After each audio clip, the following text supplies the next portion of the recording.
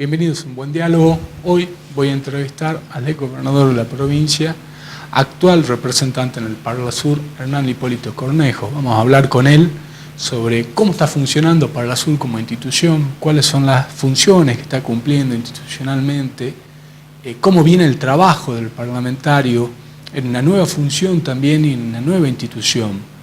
Vamos a hablar con él de cuáles han sido las principales medidas que ha trabajado el Parla Sur. También obviamente vamos a dialogar de política. Se vienen dando el supuesto de una reforma constitucional. Vamos a conversar cuál es la opinión de él, un ex gobernador, y también vamos a conversar con él de lo político, obviamente, que en estos días, con la proximidad de las elecciones ya del 2019, falta un año, pero ya son próximas, cuál es su opinión y cuál es su sentido.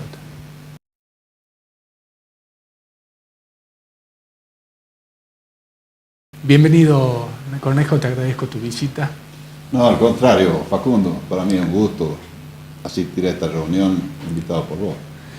El Parla Sur viene trabajando institucionalmente, también un poco cuidando la institucionalidad de los gobiernos de los que componen el Parla Sur, de los países que componen el Parla Sur. También trabajando el tema de la conectividad entre dichos países. Usted ha venido trabajando también en el ámbito de la provincia, en lo que es la comunicación de Salta con el Pacífico, la relación del río Bermejo. ¿Cómo se ha llevado adelante eso, todo esto en Parla Sur? Sí, son muchos temas, ¿no? Es decir, partamos desde el principio, digamos. El Mercado Común del Sur, el Mercosur, tiene un poder ejecutivo que es la CMC, la Comisión del Mercosur, digamos, integradas por los cancilleres y ministros de Hacienda, y tiene las reuniones cumbres, que son las reuniones del presidente. Esto es el poder ejecutivo del Mercosur. A su vez, el Mercosur tiene el Parlamento, que son los representantes directos del pueblo de esta suprarregión que es todo el Mercosur. Esos son los parlasureños o los parlamentarios del Mercosur. El Parlamento funciona con una mesa directiva. La mesa directiva está integrada por 4 vicepresidentes, o sea, un vicepresidente por cada país. De esos 4 vicepresidentes, en forma rotativa, se va eligiendo un presidente. En este momento la presidencia la tiene la República del Paraguay. En el caso de Argentina, yo soy el vicepresidente que represento a nuestro país. Y venimos sesionando permanentemente, o sea, nosotros hemos tenido, si se quiere, más sesiones que la Cámara de Diputados de la Nación desde que asumimos en el 2015. Se hace un trabajo muy intenso a través de las comisiones, la mesa directiva y los plenarios, que son una vez al mes. Y se tratan muchos temas, es decir, hay 12 comisiones y cada comisión tiene su tema, digamos, hay temas de educación, temas de seguridad, temas de integración, temas de infraestructura, temas de producción, etc. Y efectivamente, yo estoy en una comisión de infraestructura que me ha interesado porque yo creo que no hay integración si no hay camino, si no hay vinculación. La vinculación es vial, ferroviaria, aérea, necesaria e imprescindible para cualquier proceso de integración y de desarrollo. Y en ese sentido yo, digamos, se quiere yapado la acción que venía desarrollando en la provincia a través de relaciones internacionales con todo el tema de la infraestructura con las cuales seguimos trabajando. Es más, yo estaba en relaciones internacionales en la provincia. Cuando me voy al Parla Sur asume López Arias mis funciones, luego López Arias es convocado para ser ministro de gobierno de la provincia y el gobernador me pide, ¿no es cierto?, la colaboración, que vuelva a colaborar en relaciones internacionales. Yo lo hago con mucho gusto, ad honorem, por supuesto, porque estoy en el Parla Sur, que también es ad honorem, ¿no es cierto?, porque ahí se hizo una muy mala prensa con el tema, pero eso me ayuda a trabajar en forma conjunta, desde la Cicosur, como representante del gobierno de la Cicosur, y como representante de la Argentina en el Parlamento. Y uno de los temas fundamentales es el corredor bioceánico. El corredor bioceánico que une los puertos del Pacífico con los puertos del Atlántico. Y en ese sentido estamos trabajando en forma muy intensa dentro del Mercosur, trabajando con las cancillerías de Brasil, Paraguay, Argentina y Chile en el corredor bioceánico, trabajando con la OEA en ese sentido. Hemos tenido una reunión hace muy poquitos días en Curitiba por ese tema. O sea que vamos avanzando y creo que es un tema fundamental para el desarrollo del norte argentino. Te hago esta pregunta, lo desarrollaste el tema institucional de muy buena manera, muy bien explicado. Te hago esta pregunta puntual porque tengo entendido que dentro del Parlasur estás realizando los estudios, hiciste una presentación para que mismo haga los estudios técnicos de la canalización del río Bermejo. Sí, efectivamente, ese es un tema antiguo ya para los salteños y que es muy remanido. Y la verdad es de que en su momento se hizo la COREBE, que es la Comisión Regional del Bermejo, fue en la época del gobierno militar. Tendría que haber sido una comisión federal y formalmente lo es, porque están todos los gobernadores de las provincias que tienen influencia en el Bermejo, pero se la maneja del Poder Central, o sea que del Poder Ejecutivo Nacional. Entonces, nunca se hizo, o se hizo una vez, hace mucho tiempo, a fines de la década del 50, un estudio de la cuenca. Hoy lo que hay que hacer es un estudio del aprovechamiento integral de la cuenca del Bermejo con los tiempos actuales, o sea, el tema ecológico y ambiental es fundamental, el manejo de las aguas que se hacían en aquel entonces y las que se hace hoy es totalmente diferente, se ha avanzado mucho técnicamente. Entonces, lo que tenemos nosotros es una comisión binacional del Bermejo, Argentina-Bolivia, que es la COBINABE, y tenemos la COREBE, que es la Comisión Regional del Bermejo.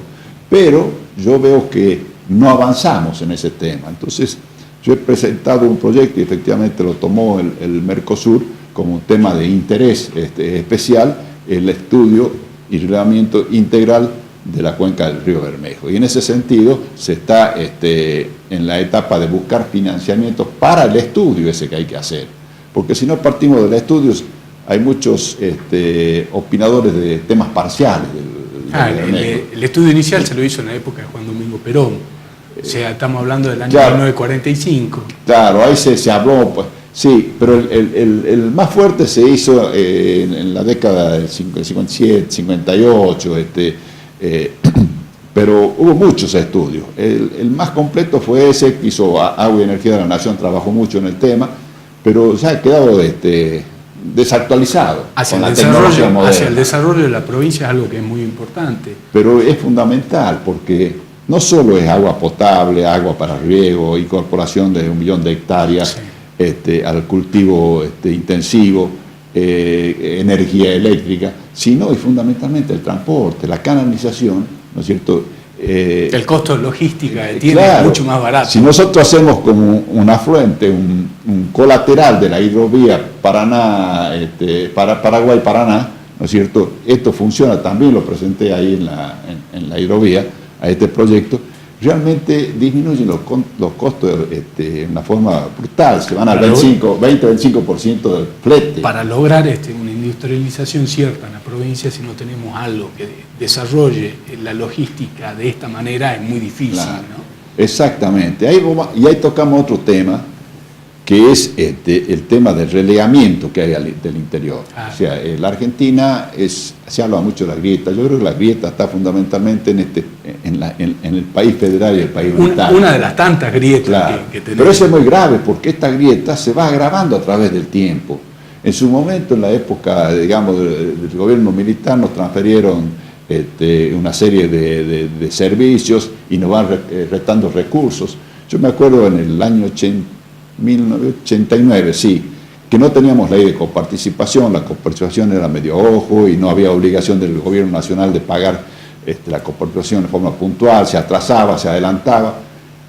Hicieron una ley de coparticipación, muy difícil, muy peleada, pero en ese momento el 60% de los recursos se distribuían en las provincias y el 40% quedaba en la nación, que son impuestos, son de jurisdicción provincial esos impuestos.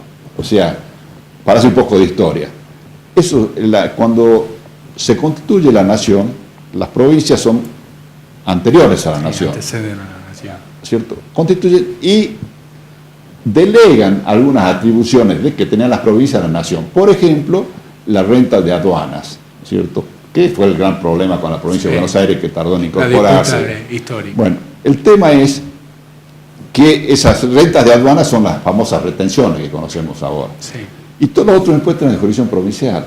En el año 29-30, cuando existe la crisis del 1929, por única vez y por el término de 5 años saca un impuesto a las rentas, se llamaba impuesto a las ganancias, que era un impuesto de jurisdicción provincial, pero lo toma la nación por esa circunstancia extraordinaria, que después la va renovando y bueno, y quedó para siempre.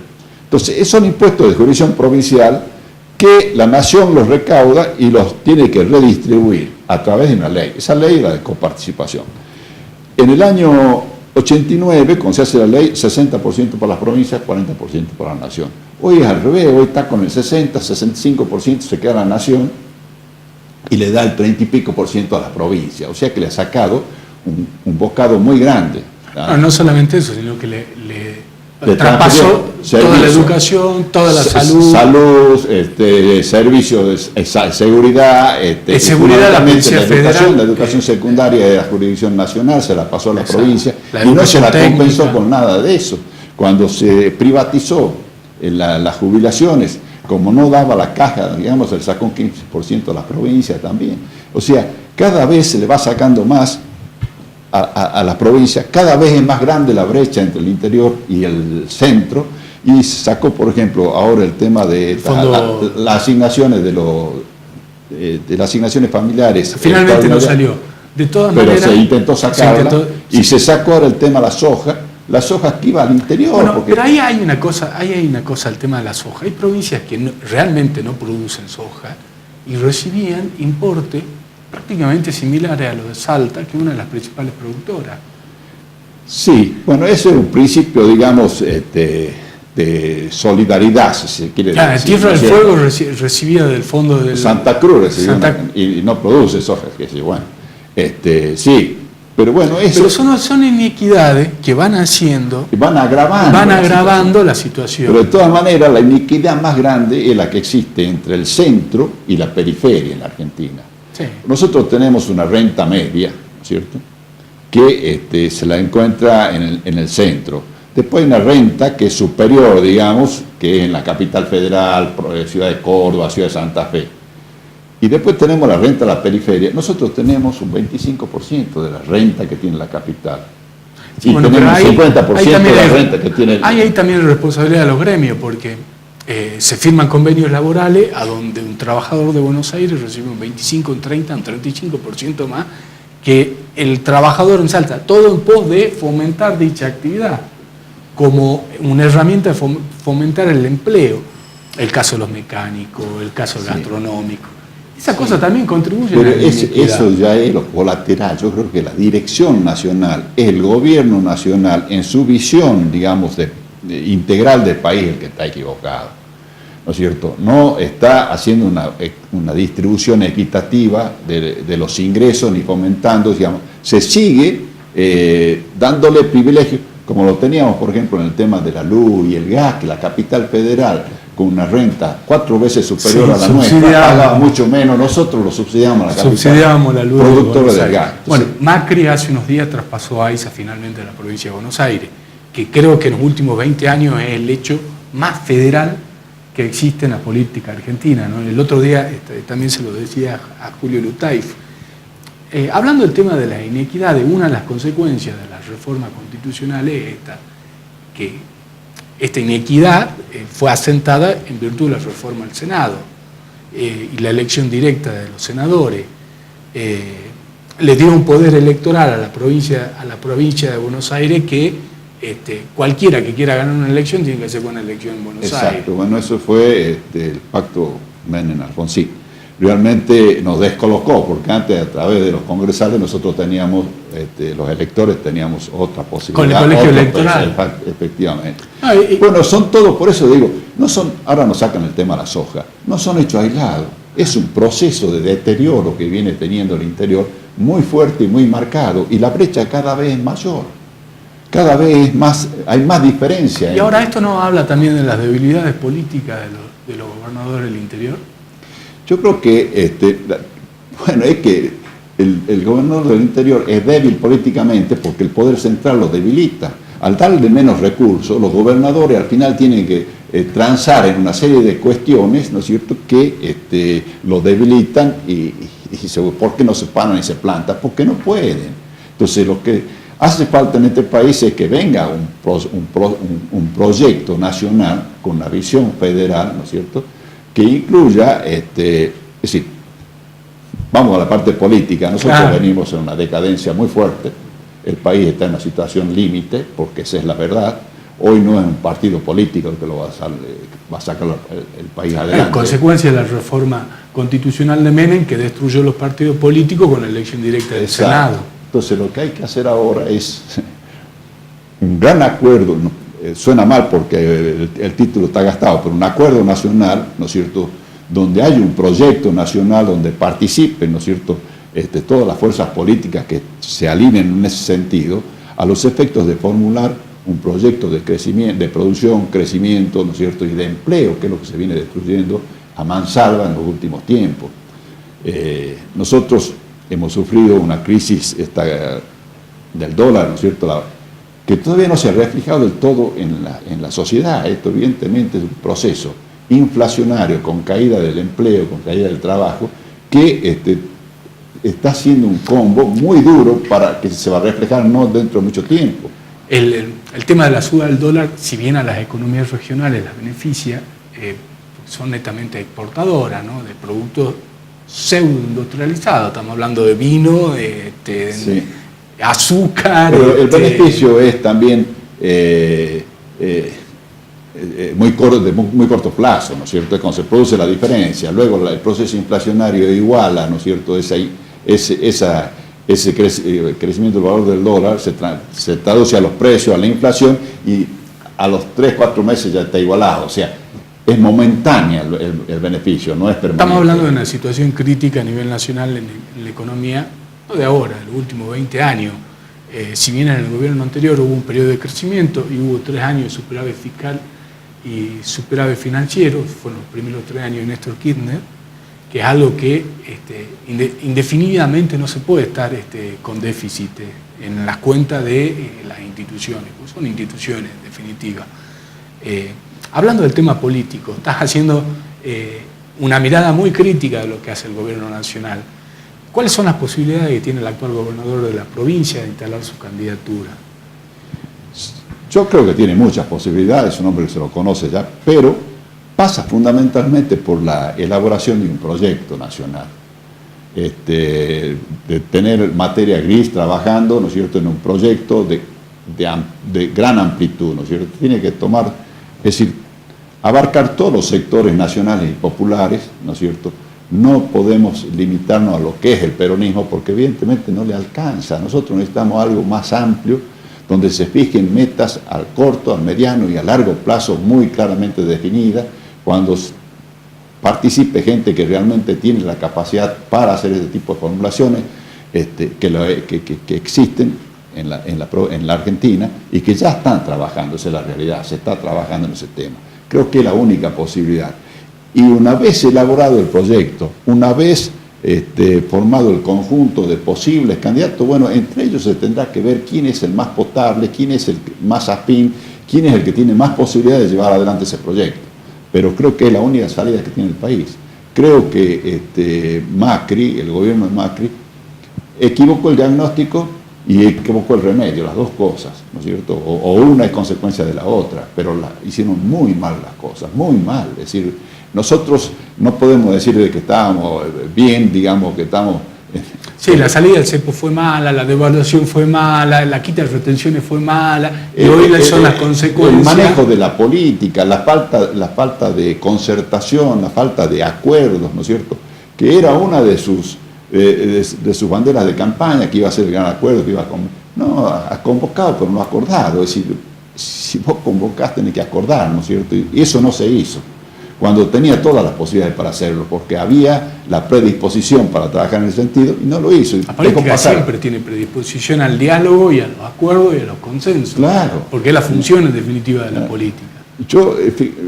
Tomemos dos instantes de la política argentina. Macri, ¿no es cierto?, sin estos acuerdos, y Duhalde, cuando en medio de la crisis se paró, hizo el gran acuerdo, ¿no es cierto?, acordó con todas las fuerzas políticas, con las fuerzas sociales, con las fuerzas del trabajo, y sacó el país adelante, porque esa es la realidad. Fue uno de los mejores presidentes sin ser electo, ¿no? Exactamente.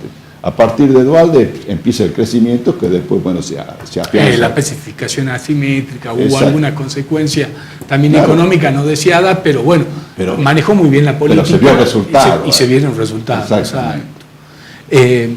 Hablando del tema del consenso, se está trabajando en la provincia en una eventual reforma a la Constitución. De alguien que ha tenido la experiencia de ser gobernador, ¿cuál es tu opinión, Hernán, al respecto? Yo creo que sí hay que reformar la Constitución, y no un simple maquillaje, ¿no es cierto?, sino una reforma a fondo. Pero como requisito previo para esta reforma, yo creo que habría que hacerla sacando las apetencias y los intereses contemporáneos, actuales, digamos. Y eso se podría hacer haciendo una reforma que tenga vigencia a partir de dentro de 10 o 15 años. 10 o 15 años en la vida institucional de una provincia es un suspiro.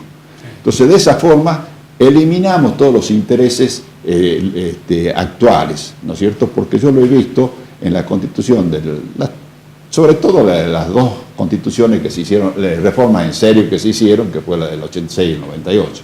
La otra fue únicamente para darle un mandato más a Romero. A veces los intereses locales, circunstanciales, del momento, no dejan hacer una reforma en serio. Que hay que reformar, por ejemplo, el sistema político. Hay que partir de la base, inclusive, de una nueva diagramación política de la provincia, la división política, la forma de elección. Hay que reformar el tema de los controles, de la auditoría. Nosotros tenemos la herencia española que venía con el control de los tres momentos, o sea, el control a priori, el concomitante y a posteriori. Eso se eliminó, eso lo teníamos con el Tribunal de Cuentas. Sí, el Tribunal de Cuentas terminó siendo más eficaz que la actual auditoría. No, es que ese es el control real. Y hoy con los sistemas informáticos es muy sencillo hacerlo, ¿no es cierto? Antes se lo hacía con la pluma cucharita, ¿no es cierto? Y se podía hacer esos controles. Hoy, entonces, eso se eliminó. El control tiene que estar a cargo de la oposición, eso tiene que ser así, ¿no es cierto? No. Después, el sistema de elección también tiene que reformarse, creo que tiene que ser mucho más representativo. Sí, hoy en inequidad el 70% de los legisladores representan al 30% de los habitantes de la provincia. Exactamente. Total y completamente inequitativo. Bueno, eso no se puede discutir. El tema de los municipios, que es un tema que se quiso tocar en el 86, pero los intereses contemporáneos, momentáneos, no lo dejaron hacer. No podemos tener, por ejemplo, un municipio con 5 intendencias, un departamento con 5 intendencias, con 5 intendentes, 5 consejos deliberantes, con todo el equipo administrativo a la vuelta, con los tiempos que vivían. Antes se justifica porque, las distancias, las comunicaciones hacían que funcionaran como aldeas, digamos, claro, aisladas, pero hoy no. Hay distintas opiniones y un tema que da para una amplitud muy, muy grande. En el tema político, Hernán, en la provincia, el frente gobernante se dicen que ya no existe. ¿Quiénes serían hoy los mejores candidatos que tendría el gobierno de Urtubey? Sí, que el gobierno de Urtubey no es el que tiene que tener el candidato, es la provincia de Salta. Y en ese sentido creo que hay varios candidatos, es decir, no sé quién resultará electo o posicionado al final, pero hay varios en la línea de partida, ¿no? Está Cosiner, está David, está el mismo vicegobernador, Daniel Issa, Miguel Issa. Miguel Issa, candidatos que pueden tranquilamente ser, el mismo Yarade. ¿Sí? Creo que eso se tendrá que definir y creo que se tiene que definir de la misma forma que se tiene que hacer en orden nacional. tiene que haber un proyecto definido y claro también en la provincia. Se habla de candidatura, pero no de proyecto. Exactamente. Cosa que contrapone la realidad de lo que es la política. Como están dadas las cosas, creo que depende mucho del orden nacional. A ver, ¿qué es lo que se va a armar en el orden nacional? Porque si en el orden nacional se arma lo que uno pretende, digamos, un núcleo de materia gris muy fuerte, con un buen proyecto convocante, ¿no es cierto?, y que despierte el interés de la ciudadanía, bueno, eso tiene que tener su correlato en la provincia y evidentemente tendrá que armarse. Yo creo que la ciudadanía está expectante de que suceda algo así, porque en definitiva el país lo necesita y la realidad económica lo necesita también. Hernán, muchas gracias por tu visita. Sí, yo lo único, hay un último agregado, hay que tener mucho cuidado en esto porque si los políticos, la política está muy desprestigiada y con los sistemas de corruptela que hubo en el último gobierno y no sé si no lo hay en este gobierno, evidentemente hay un gran desprestigio y hay que tener cuidado porque nos puede ocurrir que la no política, ¿no es cierto?, se lleve puesto todo como ocurre en la no política viene gobernando hace cuántos años en nuestro país y la consecuencia de la crisis que tenemos es justamente la no política. Exactamente. Bueno, ha sido un gusto realmente. Es gusto mío. A todos ustedes, muchas gracias.